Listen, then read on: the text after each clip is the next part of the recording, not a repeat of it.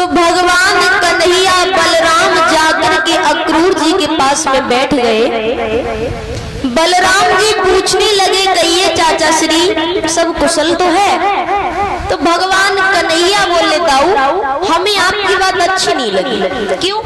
क्योंकि चाचा तो इतनी दूर से चल करके आए और आपने इन्हें ये भी नहीं पूछा कि ये भूखे हैं या प्यासे हैं। और भैया ये सत्य बात है परीक्षित महाराज कि आपके द्वार पर अतिथि मित्र या रिश्तेदार कोई भी आपके द्वार पर आए तो पहले उसे भोजन का प्रश्न करो। भगवान कन्हैया ने अक्रूर जी को भोजन कराया, बाद में कुशल प्रश्न किया है कि कहिए चाचा श्री मेरी मैया देवकी मेरे पिता वसुदेव कुशल दे तो रहते हैं, आपका चित्त तो प्रश्न है उस पापी कंस के राज्य में आप जीवन कैसे व्यतीत करते हैं? तो अक्रूर जी ने कहा, बेटा कृष्ण, अरे कुशल तो वहां है जहां पर कृष्ण है और जहां पर कृष्ण ही नहीं वह कुशल का प्रश्न ही नहीं। मेरा निवास मथुरा में ठीक उसी प्रकार से है जिस प्रकार से लंका में विभीषण का निवास था। जिस प्रकार से 32 दांतों के बीच में जीव रहती है वैसे ही हम खलमंडल में निवास करते हैं। बेटा आज भी फुर्सत नहीं थी, लेकिन पापी कंस ने यज्ञ पत्र लिख करके मुझे यहाँ भेजा है और बेटा उसने तुम्हारे लिए भले के लिए नहीं बुलवाया। भक्तों ये दुखद समाचार पूरे वृंदावन में फैल गया कि कल भगवान कन्हैया अक्रूर जी के साथ रथ में बैठ करके मथुरा चले जाएंगे। तो श्री दामा मदन मनसुका बलवीर छदामी जो भगवान के प्रिय सखा थे, इनकी तो हालत ही खराब हो गई। श्री दामा भगवान कन्हैया के सीना से लिपट करके कहने लगा, कन्हैया मैं जानते हैं कि हम ग्वाल गमार गरीब हूँ इसलिए आप हमें छोड़ करके जा रहे हो। और रो करके वो ग्वाला बोला है, श्याम अरे तेरे बिन मेरो वृंदावन प्रभु सब सुनो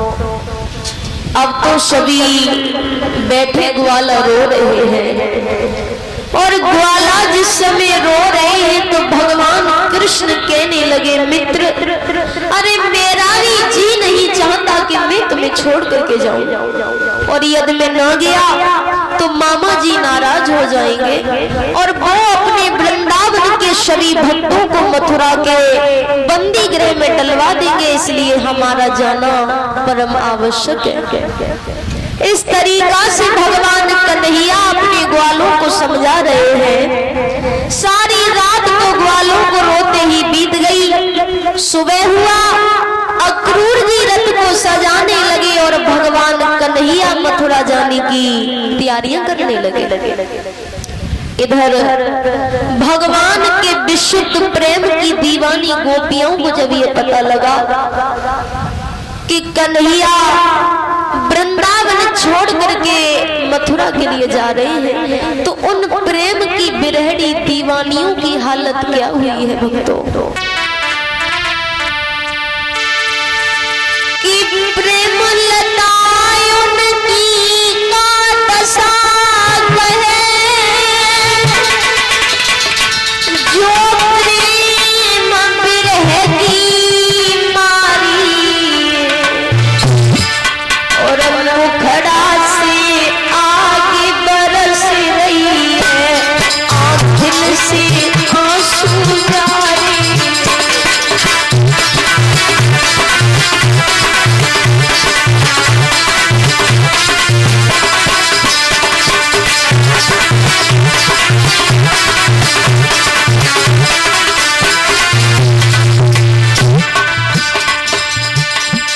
सखियां घरों से निकली और प्रभु के रथ के सामने आकर के धरती पर गिर पड़ी।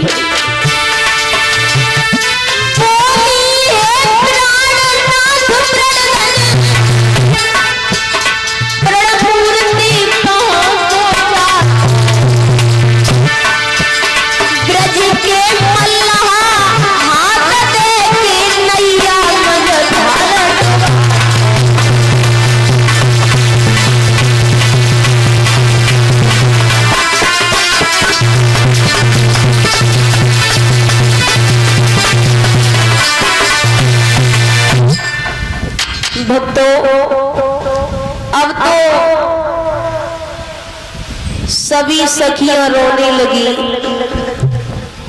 और सखियां जिस समय रो रही है तो एक सखी कहने लगी है, बहन अरे दोस्त कन्हैया को नाई ब्रह्मा बड़ो मस्करा निकलो जो जब पापी को नाम अक्रूर रख दे हो।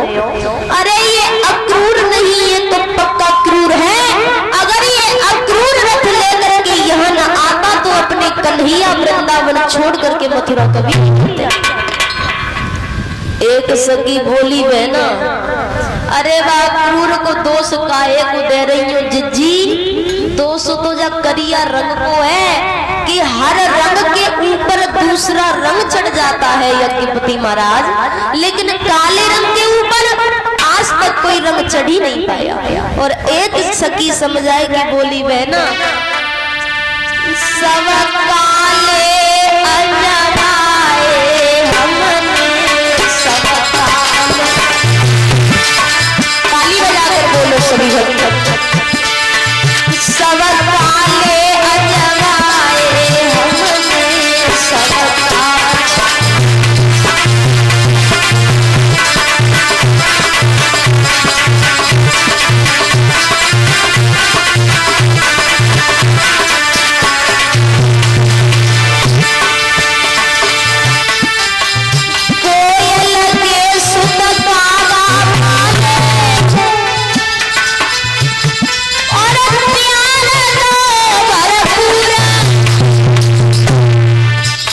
ध्यान देना बच्चों, जब कोयल अपने बच्चे को पालती है तो कौआ के डर के मारे अपना अंडा कौवे के घोंसले में रख देती है, और मूर्ख कौआ भक्तों से अपना समझ करके पाल लेता है।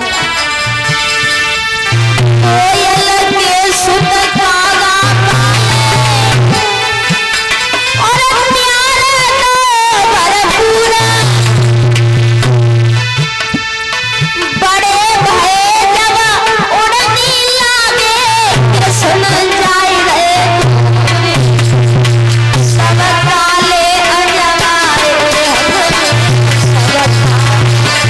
सब काले अजराए।